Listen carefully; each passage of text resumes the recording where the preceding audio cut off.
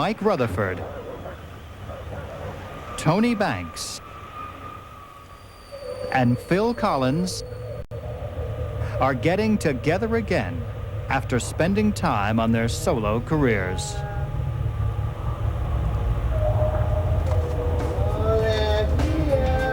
They find themselves in a very public position.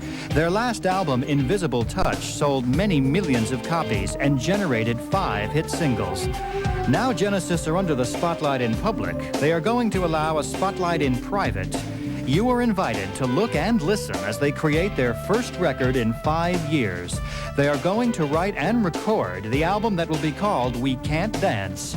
It will take them 6 months, but they don't know that yet. They just know it will be hard work.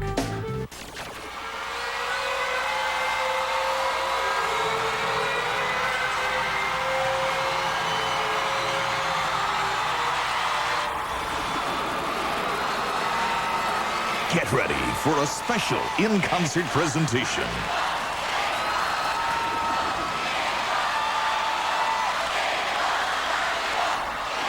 Tonight, Genesis, with a rare behind-the-scenes, no admittance look at the making of the new album, We Can't Dance. Just ahead, we'll take you to our countryside recording studio, The Farm, on In Concert. ABC's In Concert 91, brought to you by AT&T, the right choice. So this thing comes in the mail. It's so long between albums, I suppose. We've got a definite big core of hardcore fans, a large number of hardcore fans. But, you know, sometimes you're surprised that when records selling such great numbers, as the last one did, that people still remember who you are.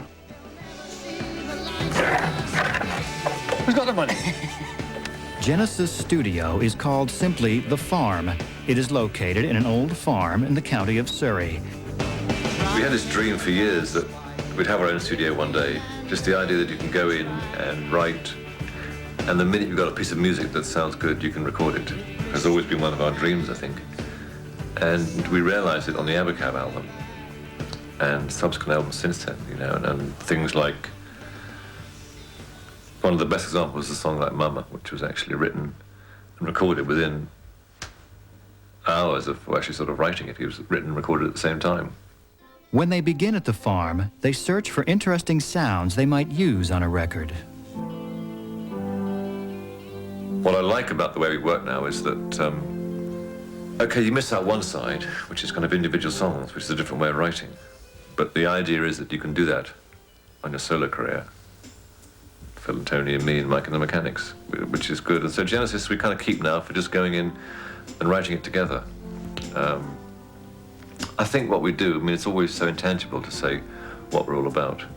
There's a certain kind of chemistry that seems to happen when the three of us improvise and play and mess around together and just make sounds.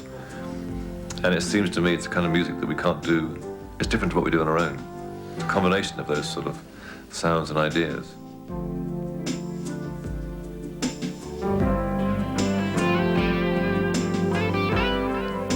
At the start, Tony and Mike each play without knowing what the other will do, and Phil sings along with whatever comes into his head, nonsense syllables or a group of words, some of which may survive to the record.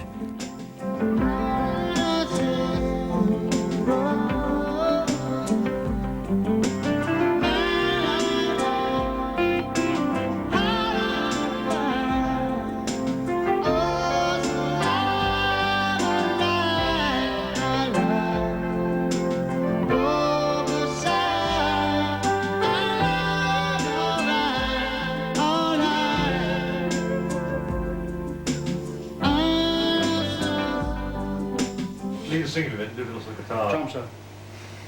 I'm first. What's song about? It's very nice to play the little leadless. So what did you say?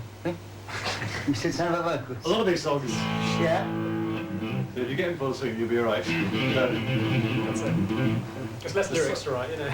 Guitar solo. Somewhere in there, I feel Keyboard solo. rather than come back to the vocal, I don't know where, but If you don't want me to sing, George, I won't sing. you could do. If you want me to sing, I'll sing. If you don't want me to sing, I won't sing. All right? Over 20 odd years, I think it's, given the track record of most groups, I think it is extraordinary. I'm getting teary-eyed here. But we actually get on very well, you know, and we actually get on and we like each other, and we have a lot of laughing in the studio, and I think that's very important. Animated. Helmsman. If you've ever wondered how we write our songs, and even I wonder sometimes, well, we'll all find out when In Concert continues. Please watch Eyewitness News, Chicago's only local newscast at 4. Angela's past haunts Tony. You move the refrigerator every day? You don't get arms like this flitting around with a feather duster, Missy. And all new Who's the Boss? Then Marvin Klein jeans. it's high fashion on growing pains after Who's the Boss? Saturday at 8, 7 Central. Sunday, science fiction fantasy becomes reality. Oh, beautiful. Stories of determination and technology. An accident victim walks again, and a deaf girl can hear. Indestructible People, an all-new ABC World of Discovery, Sunday. Hi, I'm Mike Rutherford. I'm Phil Collins. And I'm Tony Banks, and it's time for more of our new Genesis album, We Can't Dance, on In Concert.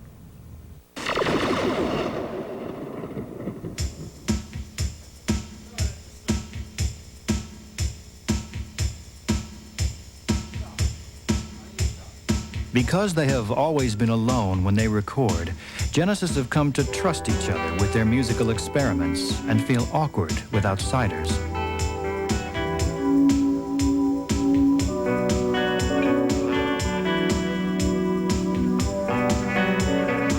The way I write, I mean, I'm sure we all write words differently, you know, I know we do, but the way I write words is that when we're writing the music, as to say whether we're writing it as Genesis or whether I'm writing it on my own, I'll improvise while we're writing. And that's why you have to be around people you know and not have people around you don't know, because a lot of the time you sing rubbish, you know, and a lot of the time we play rubbish. And so you really, you don't care if it's just the three of you. And eventually, if you do that long enough, and you know, over a period of years, you learn to free your mind a bit, and just to sort of improvise without even thinking about it.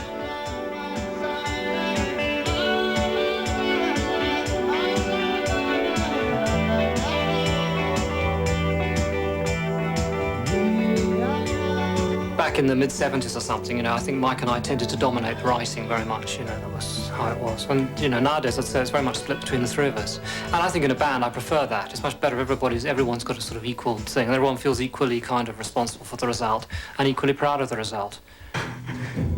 This is the history of what became a hit song, No Son of Mine, starting from a noise called Elephant.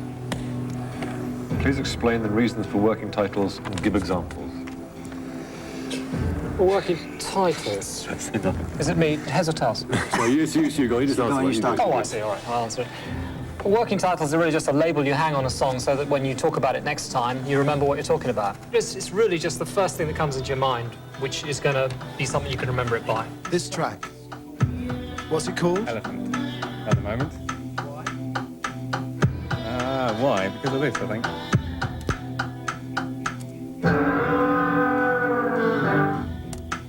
I would have thought. That sort of funny noise you hear at the beginning was a sort of sample I did of sort of noise in the rehearsal room, which was mainly Mike, but fiddling around with it, playing it backwards and sort of doing funny things to it. And it was really playing that, and as soon as I played that with the chord, we had a song, we knew that.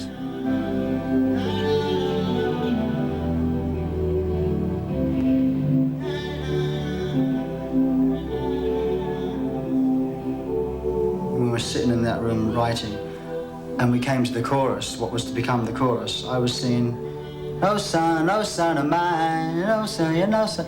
And Mike said to me when we came to writing the lyrics, or dishing out the songs, to saying, "Well, I'd like to write that one.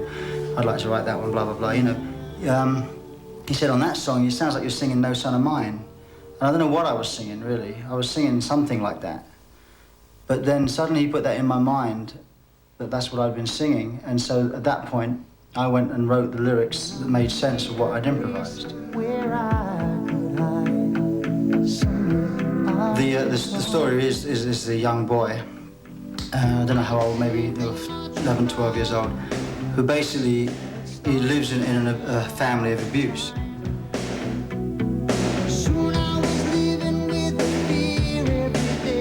The father is the bad guy, and he just can't stand it anymore. The friction in the house, the fact that every night the guy comes home drunk and just either molests him or abuses his mother. I swore that would be the last we'd see. I never went home again.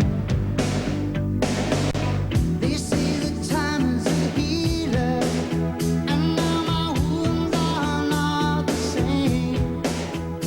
That's really what it's about. And of course, the boy, as he gets older, he realises he misses his family and can't believe that his father was all that bad. And he goes back and sees his father, plucks up courage to go back home, knocks on the door, with his heart in his mouth, not knowing what the reaction is going to be, and all his father is exactly the same, you know. And I said, no, king's son of mine, son.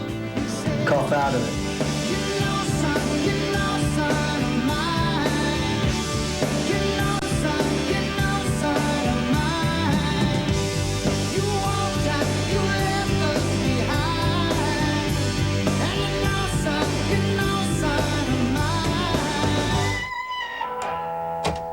That's the best overplay. It's downhill from now on. For a first-time glimpse at Phil recording a lead vocal on one of our records, hang on, it's next on In Concert.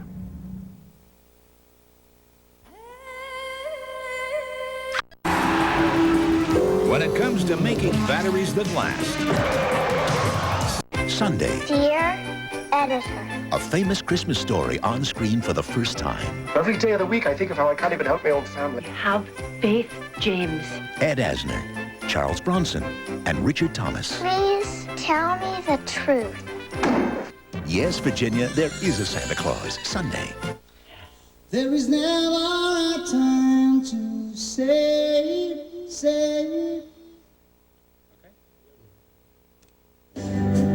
This is the first time Phil Collins has been filmed recording a Genesis lead vocal. There is never a time to save. 'Cause it seems to me we've lost our way. So we carry on down the road.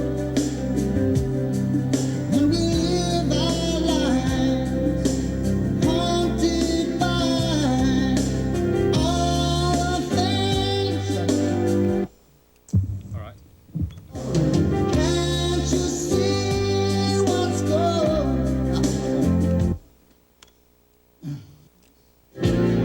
The vocal on BB Hit, which will become Never a Time, is not coming easily.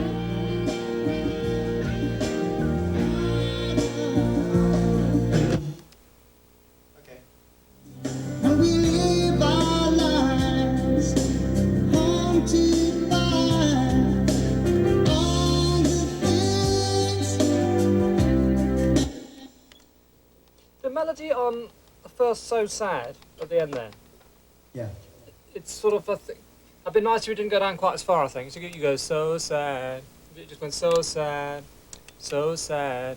Just because it doesn't really go with the chord that's So sad, Just so sad. Yeah. Actually, do you want to hear Twiddle he did on the old one? Because it's a really nice twiddle he used to do. Fine. Maybe that's it, Gary, for a bit. He's still the same miserable guy he always was. No, he's still Phil. That doesn't really he hasn't changed very much in that sense. I think the way the public perceive or imagine that we operate, they seem to think somehow that because he's done so incredibly well as a solo artist, it affects what happens in here in the studio. Don't quite know why. Maybe they seem to think that, he kind of steams in and says, "Now what we're doing, lads, is it hasn't really changed us, the studio, very much. I don't think." Do it again. Huh?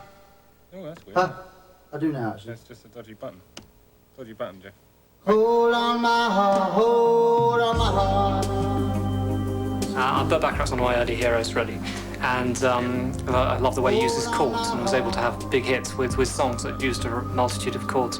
And I suppose the song "Hold on My Heart," which we call Bert, has an element of that. Provisionally named after the composer Burt Bacharach, Bert becomes Hold on My Heart. Hold on my heart. Just hold on to that feeling.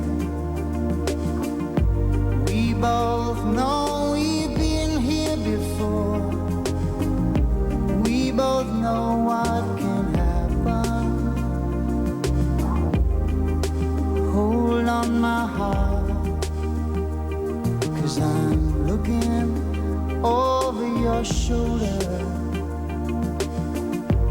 Ooh, please don't rush in this time. Don't show her how you feel. So hold on my heart. Throw me a lifeline. I'll keep a place for you somewhere deep inside. Hold on my heart. Please tell her to be patient, 'cause there has never been a time that I wanted something more.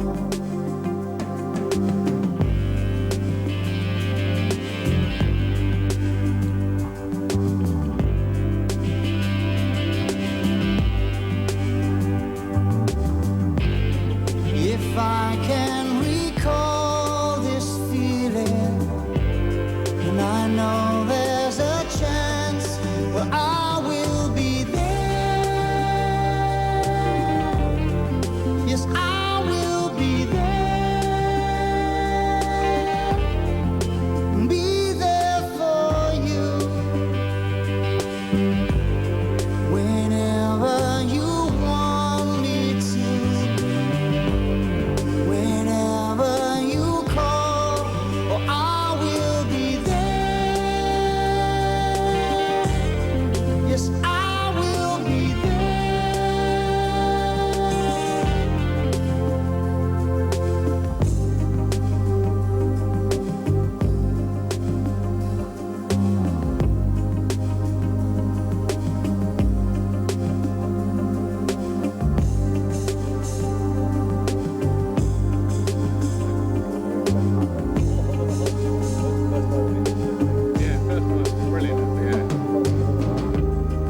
So hold on my heart.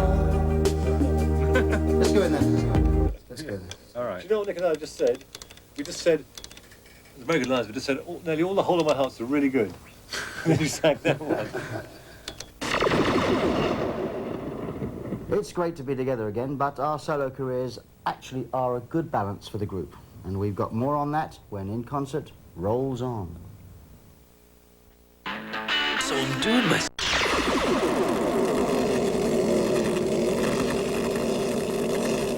Do you think that after 25 years, the danger is you become too close to one another?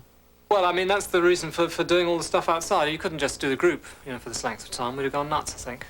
But, and you wouldn't get any new input, you know. But, I mean, since we've all done quite a lot outside, each time you come back and make a new album, you're bringing new ideas in, and that seems to make it work.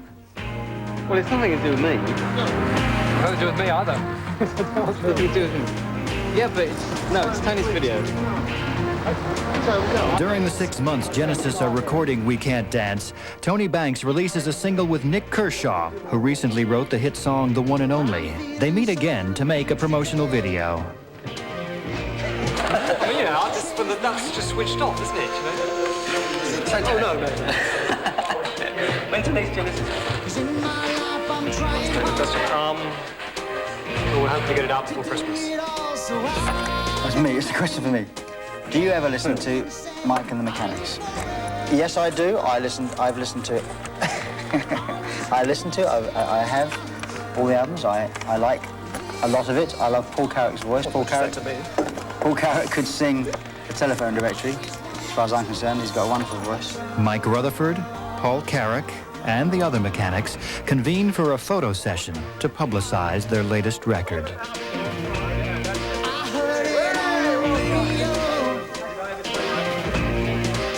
Who would you have chosen for the Ivor Novello Songwriter of the Year award?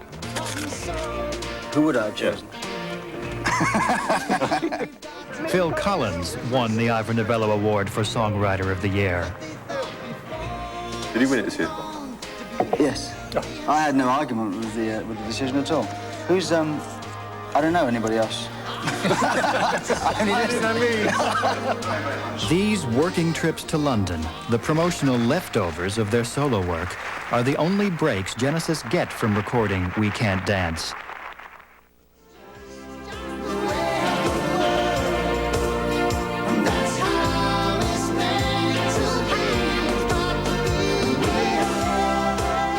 Phil decided you've got to keep fit. I mean, I've been cycling forever. I mean, I've always cycled for years, you know. But to do it in the studio, I'd never thought about doing it during guitar solos, which is, in fact, a great thing to do because, you know, you can't stay in the studio while all that's happening.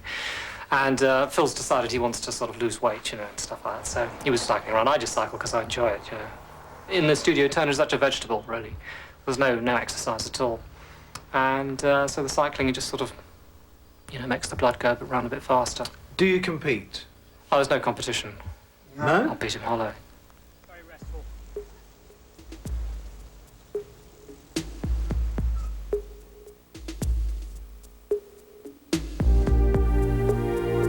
A restful-sounding song, originally called Nile, gets a Tony Banks lyric titled Fading Lights. It kind of sounds like, you know, the boat going up the Nile and a slow-moving ship in the water, that kind of thing.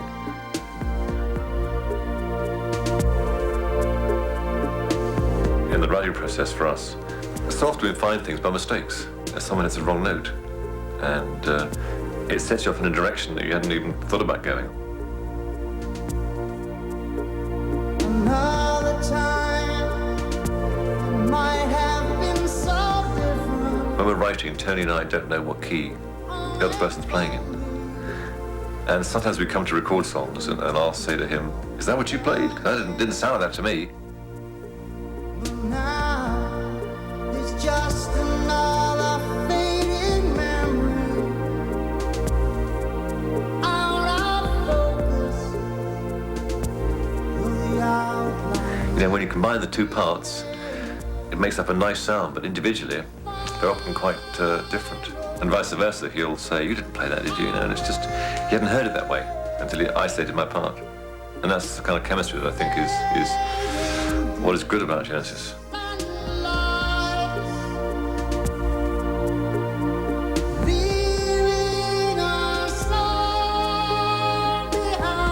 What do you think's your favourite lyric on this album? The ones I wrote, undoubtedly, Fading Lights, which I wrote quite quickly, in fact. Nick calls it one of my terminal songs. I was sort of, I don't know, perhaps as you get older, really, you find yourself looking back sometimes and thinking about things that can't be anymore. And you don't quite know what's going to happen in the future, so you don't know quite what is the final thing. When you're actually experiencing the last time you ever do something, you don't know that it is the last time you ever do it, which is sort of interesting thought, I thought. And so I kind of wrote a song about that. And sort of just generally looking back, it's a nostalgic sort of song. I mean, it, you know, it could be corny, but I think I was quite pleased with some of the lines in it. Well, just surround. I don't think it would sound very good with drum. No, I want the drums a bit power. Fading Lights is about to undergo a drastic change. The needle will be jumping off the record.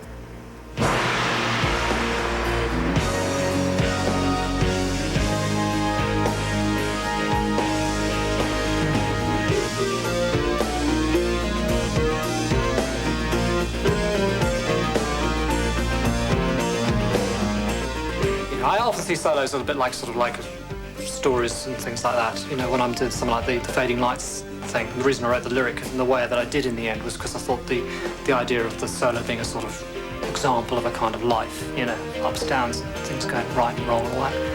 It's quite a nice way of doing it, you know. Because the way I write solos is they have a lot of variety in them. You know, they don't tend to stay in one mood all the time, so you tend to get the different flavours coming in and out.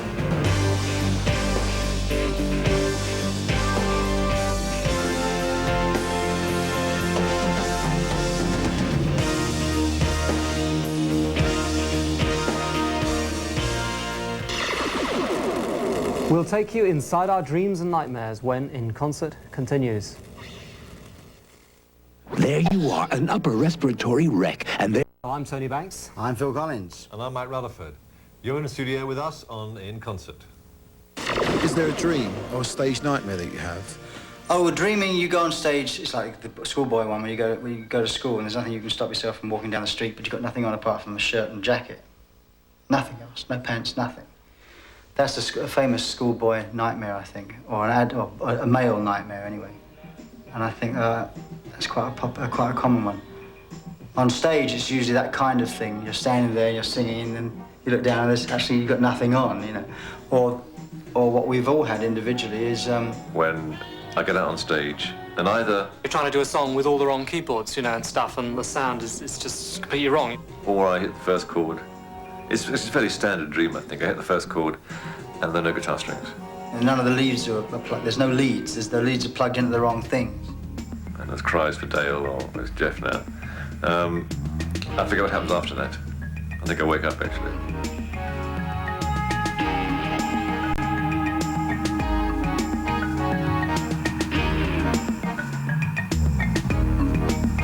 Rolling Toms is now called Dreaming While You Sleep. And you wrote the lyric for that?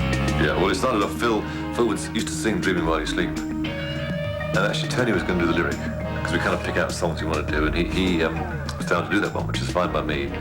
But then I had an idea driving along one day it's about a guy who hits a girl, hit and run, really. Didn't see her with the car headlights on a night in the rain, and doesn't stop. And he drives off and leaves her. But then he can't escape the fact that he hasn't told anybody, and he can't live with the guilt. So he kind of goes back to the hospital where she's lying in a coma for ever, I guess. I mean, she's still in the coma and the song finishes. And he kind of becomes attached to her. And his life gets linked up with hers, and he can't sort of escape, really. While you sleep.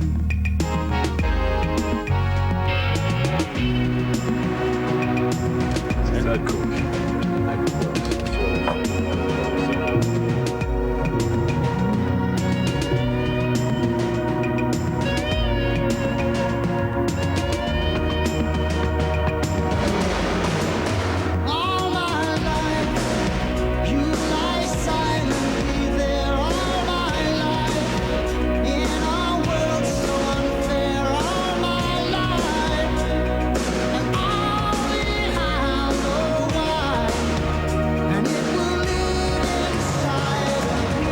And then I persuaded Tony that I was going to do it. What did he say to that? Well, he didn't. I mean, he wanted to do it, but I mean, it's the way it works. I had an idea, and I said, well, let me try it. And if it's good, fine. If not, if it's not a great idea, then you have a go.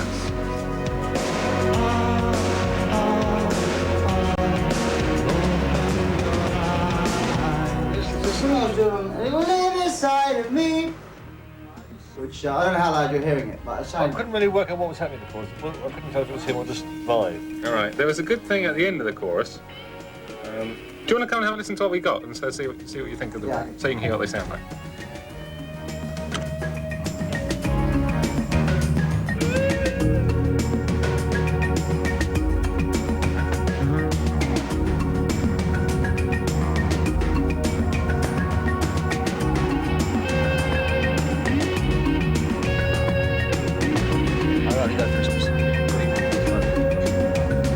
Well, I thought what it was... I mean, you don't want rain, you know?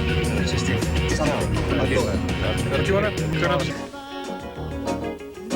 After all this time, Genesis still pay attention to reviews in the music press. I'm always hoping that this will be the album, or, you know, what album you're working on will be the time when they say, no, hang on, let me think about this, you know? Maybe this isn't as bad as I keep writing or saying it is. But I think that time has long gone now. I don't think we'll get any more time or patience from music critics than we can expect. Well, yes, but obviously music critics can change. I mean, music critics, they presumably can't be the same people there forever, you know. We have in the past had some people who used to like us, and there may be some who come back again. Very mellow for Tony. I'm feeling mellow now. Okay. We're all wankers as far as I'm concerned. Jesus, he knows me, and he knows I'm right. I've been talking to Jesus all my life. Oh, yes, he knows me, and he knows I'm right. Basic idea of the lyric was born when we wrote the song.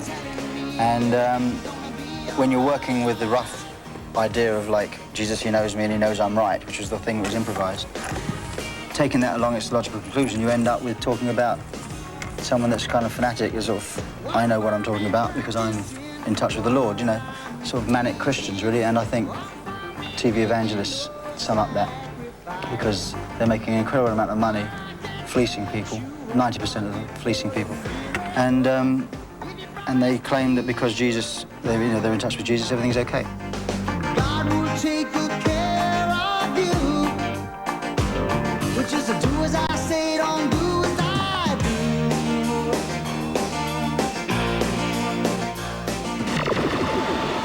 And now, the AT&T In Concert 91 concert calendar.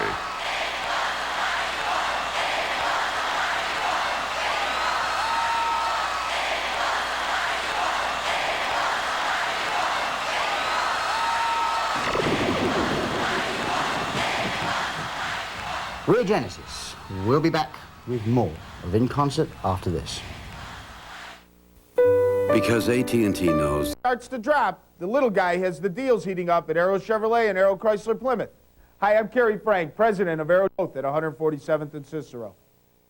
Last month in Chicago, over 16,000 people called the same number to find the doctor they needed. Hello, this is...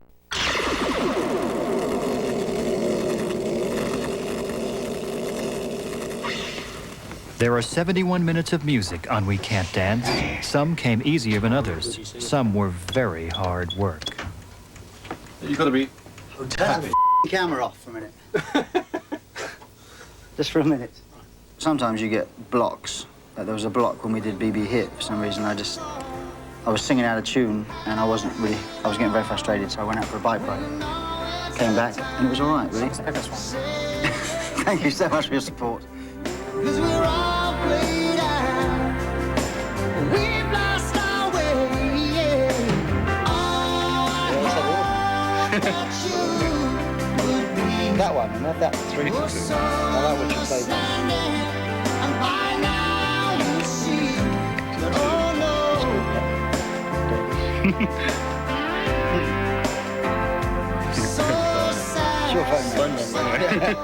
What have been the highs and lows of this album so far? Heads. Heads.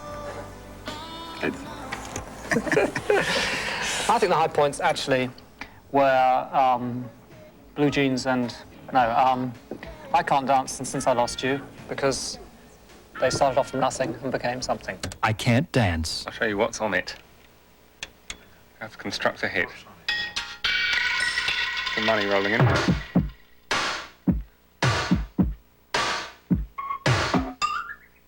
Yeah, well, there's more noises. It's all out of keyboard. Just sort of percussion noises, really. And it's just Tony playing it like a keyboard rather than like a drum machine, which is quite interesting.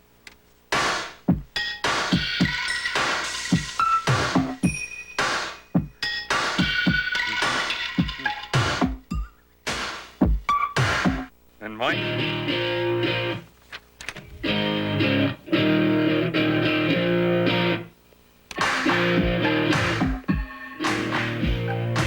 We called it Blue Jeans because it was like the riff had a sort of feel a little bit like the sort of songs they use in jeans commercials.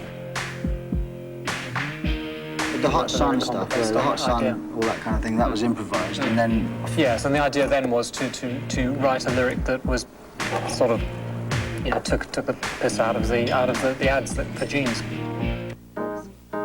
Tony grooving on this Rhodes here, which sounds great.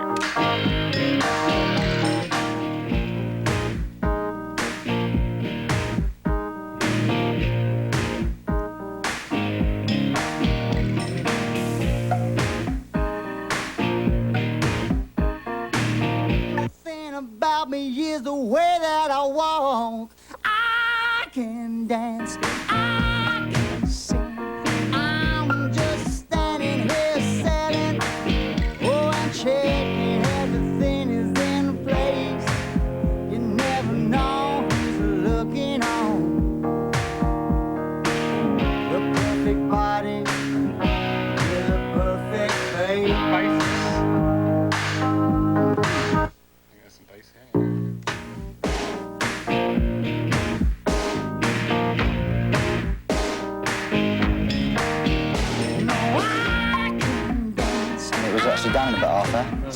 And of course, the drums on it.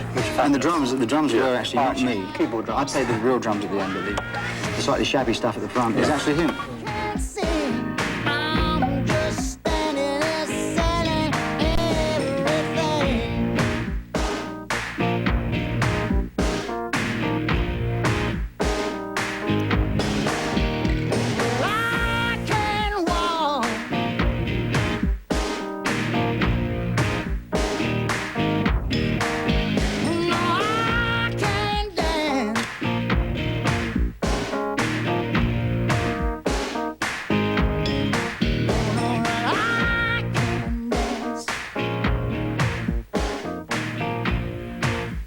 Co-producer Nick Davis mixes the track Since I Lost You, and then the recording of We Can't Dance is all over.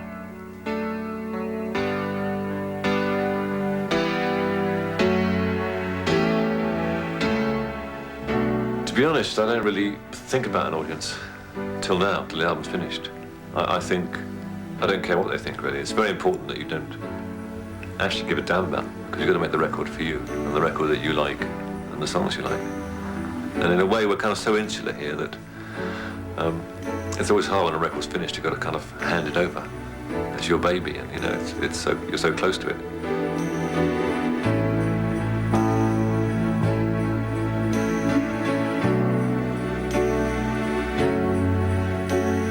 I prefer to think of successful in terms of it was a successful project, in as much as what we set out to achieve, we did, and we got it to sound good. Then you let this baby go and let it run away and enter into the real world, and of course that's when people either buy it or don't, you know, as the case may be.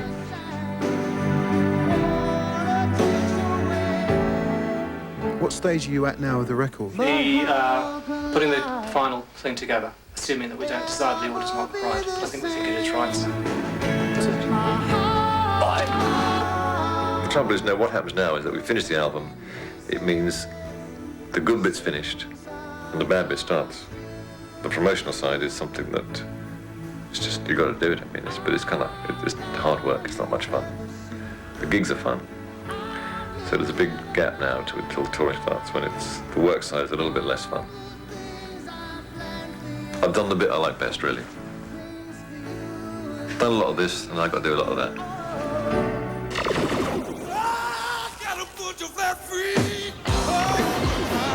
Next week on In Concert, The Commitments, direct from Dublin. All you wanna do is ride around, Sally. All you wanna do is ride. All you wanna do is ride around, Sally. One of these days, I'm gonna be wiping the sleeping eyes.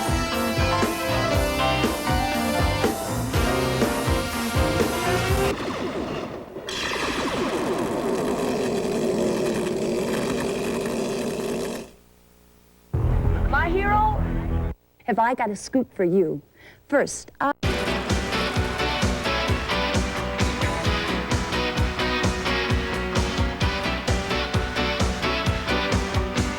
Well, all I need is a TV show down the window. Down on my lucky day, down on my lucky day. I can show you some of the people in my life. I can show you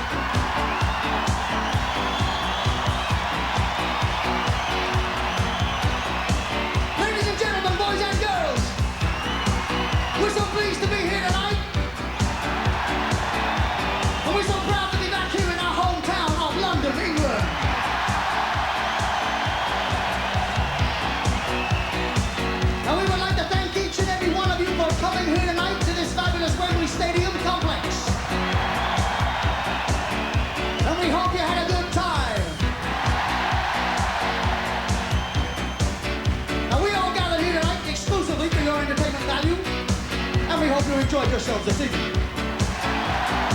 Now, before we go, I said, before we go, we'd like to leave you with something that we truly believe in from the bottom of our hearts.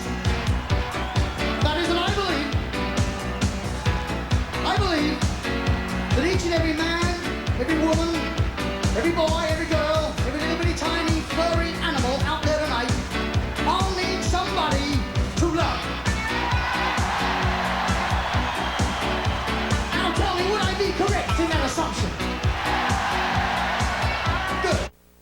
America's watching ABC. You wouldn't go to a Yugo dealer to buy Cadillacs, so why go